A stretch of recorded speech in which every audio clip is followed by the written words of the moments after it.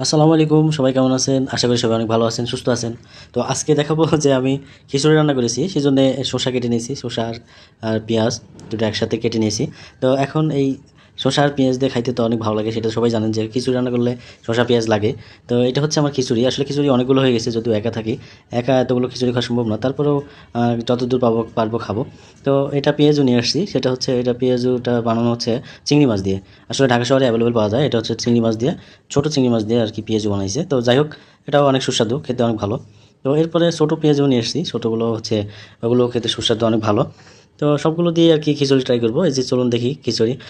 আসলে যেহেতু বৃষ্টি নাই, বৃষ্টি হলে খিচুড়ি রান্না করলে খেতেও ভালো লাগে। তো আজকে যাই হোক, রাত্রে খিচুড়ি রান্না করছি। খিচুড়ি রাইস কুকারে দিলাম, যেহেতু গ্যাসের সংকট ঢাকা শহরে। এটা সবাই জানেন, যারা ঢাকা শহরে থাকেন তারা সবাই জানেন যে ঢাকা শহরে গ্যাসের সমস্যা, গ্যাস থাকে না।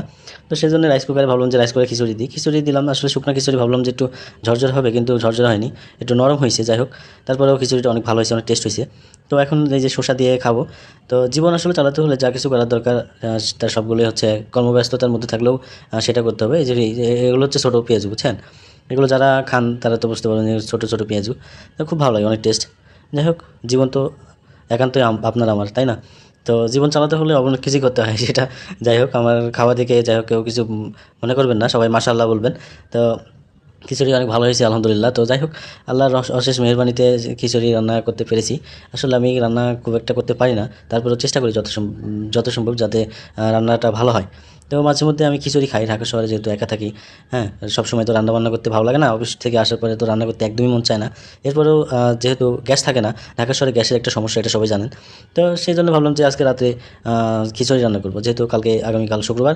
তো আজকে খিচুড়ি রান্না করবো, খিচুড়ি খেয়ে শুয়ে যাবো। কালকে রান্নাবান্না কিছু, যাই হোক, কিছু একটা করতে হবে, তাই না? তো সেই জন্য ভেবে চিন্তে সব কিছু করার পরে খিচুড়িটা রান্না করেছি। তো রাইস কুকারে খিচুড়িটা দিয়েছি। খিচুড়িটা অনেক ভালো হয়েছে, অনেক সুন্দর হয়েছে, টেস্ট হয়েছে, খেতেও অনেক মজা হয়েছে। তো সবাই মাশাআল্লাহ বলবেন। আসলে আলহামদুলিল্লাহ যে খিচুড়িটা এত সুন্দর টেস্ট হয়েছে।